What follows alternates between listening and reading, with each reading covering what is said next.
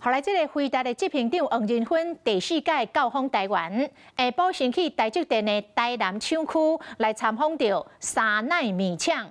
明仔载要到新竹参加到台积电的运动会，可能讲到时阵会甲台积电的创办人张忠谋来同台，请记者傲天来报道。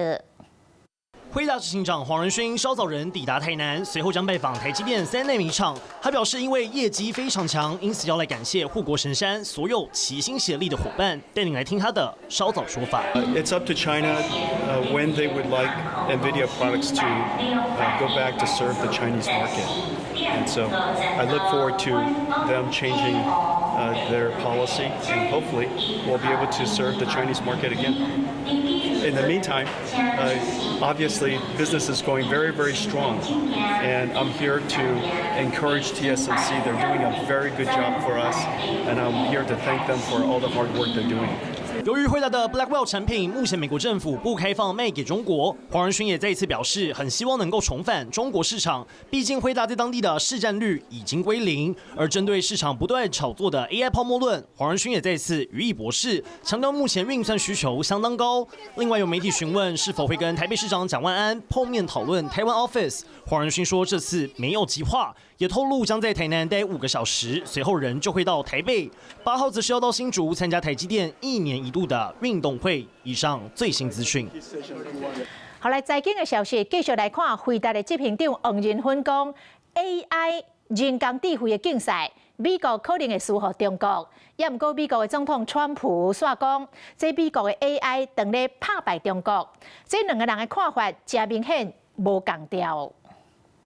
英国国王查理斯3世亲身向辉达执行长黄仁勋颁发伊丽莎白女王奖金奖。不过 AI 教父伫咧英国讲，美国等西方国家受到牵女主义的心态束缚，那中国的人员成本低，电钱差不多拢免费，恐惊互美国伫咧 AI 的竞争比赛输互中国。 Whatever national security concerns have to take into consideration the fact that China has blocked H20.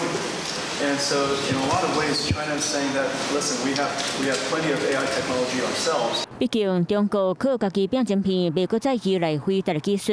只是黄仁勋过无偌久，还能发声明强调中国伫咧 AI 的领域，敢若比美国慢几年秒尔尔。所以，佫一摆中心美国爱走第一，得到全球开发者的支持。不过，美国总统川普接受福斯新闻专访时，却强调美国 AI 当伫咧打败中国。佮讲中国国家主席习近平亲身介恭喜。黄仁勋和川普2个人的讲法，敢若淡薄仔无共款。 I hope so. I hope so. But that's a decision for President Trump to make. 川普即马嘛是不爱互辉达甲 Blackwell 卖互中国，背负美国共和党参议员为这件代志恶了总统。如何化解美国这段议论，对黄仁勋来讲是一个大考验。来自产业界的威胁嘛，直直请我来。 Here, I'm holding Ironwood, our 7th generation tensor processing unit. Google 的自研晶片 Ironwood 是目前上强的 AI 晶片，嘛伫要全面开放使用，想要挑战辉达的霸主地位。